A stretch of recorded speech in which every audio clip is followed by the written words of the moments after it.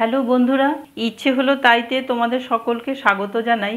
আজ আমি তোমাদের শর্ট তুলে ঘি করে দেখাবো অতি সহজে। আমি রোজ শর্ট তুলে রেখে দিই। আমি 500 লিটারের এক প্যাকেট ক্রিমওয়ালা দুধ নিই এবং তাতে সেই দুধ জাল দিয়ে ঠান্ডা করে ফ্রিজে ঢুকিয়ে রাখি। এই যে ফ্রিজের থেকে বার করেছি, এইভাবে সাইডটা এইভাবে একটু ছাড়িয়ে দিতে হবে। তারপরে অন্য একটা পাত্রে একটা ছাঁকনি নিয়ে এই সম্পূর্ণ দুধটা এইভাবে ঢেলে দেব। এই যে দেখো কতটা মোটা সর পড়েছে। এইভাবে সরটা ছেঁকে অন্য একটা পাত্রে আমি রেখেছি প্রত্যেক দিন প্রায় 15 দিন মতন। এই যে এই পাত্রটায় রেখেছি, একটা টিফিন বাটির 1 টিফিন বাটি সর আমার জমে। এবার এই সরটাকে যেই সর ঢেলেছি ছাঁকনিতে সেই পাত্রটাতেই আবার এইভাবে ঢেলে দেব। সম্পূর্ণ আগে থেকে রেখে দেওয়া সর। তাতে কি হবে, সামান্য যেটুকু দুধ আছে এই সরের মধ্যে সম্পূর্ণ দুধটুকু বেরিয়ে যাবে। এইভাবে এই সরের থেকে দুধটা ঝরে যাওয়ার পর প্রায় 2 ঘন্টা মতন রেখে দেব। তারপর ফিরে আসছি। ফিরে এলাম 2 ঘন্টা পর। সমস্ত দুধ বেশি ছিল না, যেটুকু ছিল সেটুকুও ঝরে গেছে। এবার আমি মিক্সার গ্রাইন্ডারে এই জমিয়ে রাখা সর বেটে নেব। এটা হাত দিয়েও চটকে কেউ শিলনোড়াতেও বেটে নিতে পারেন, আবার মিক্সার গ্রাইন্ডারেও বেটে নিতে পারেন। এটা যার যার ইচ্ছে অনুসারে করতে পারেন, তবে একসাথে সবটা না দেওয়াই ভালো। আমি অর্ধেক অর্ধেক করে এই ছোট মিক্সার গ্রাইন্ডারে ছোট বাটিটাতে আমি দিচ্ছি।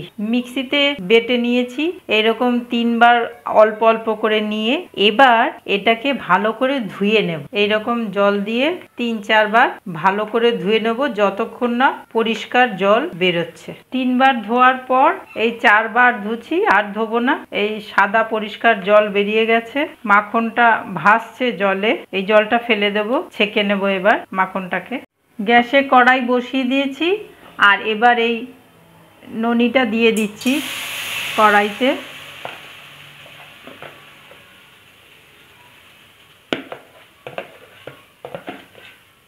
এবার সমানে লো ফ্লেমে সমানে এইভাবে নাড়তে হবে।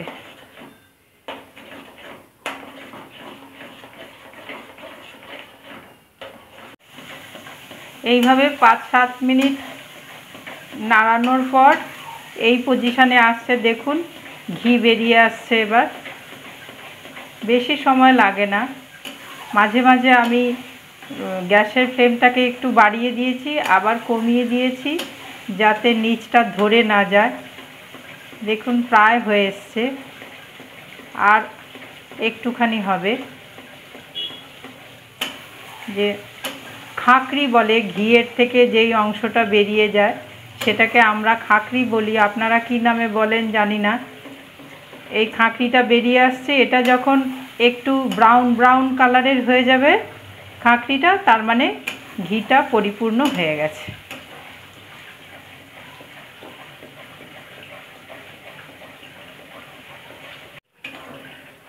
এই যে ঘিয়ের থেকে গেজা ছাড়ছে, এটা হয়ে গেছে আর ব্রাউন ব্রাউন কালারের হয়ে গেছে খাঁকরিটা। এই যে ব্রাউন ব্রাউন কালারের আর সুন্দর একেবারে খাঁটি ঘিয়ের গন্ধ ছাড়ছে, তার মানেই হয়ে গেছে। হয়ে গেছে। এবার আমি গরম অবস্থাতেই ছেঁকে নেব ঘিটাকে। একটা বড় ছাঁকনি নিয়েছি আর তার উপরে একটা সুতির কাপড় দিয়ে দিয়েছি আর নিচে এই বাটিটা রাখছি। এইবার এটাতে ঢেলে দিচ্ছি।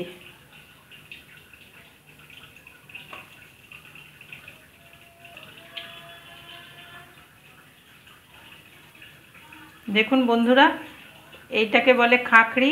কি সুন্দর কালার এসছে খাঁকরিটা। এটা দিয়ে মুড়ি মেখেও খায় অনেকে, খেতে পারেন, এটাও খুব সুন্দর খেতে হয়। এবার এই কাপড়ের টুকরোটা একটু জড়ো করে আর একটু চাপ দিতে হবে।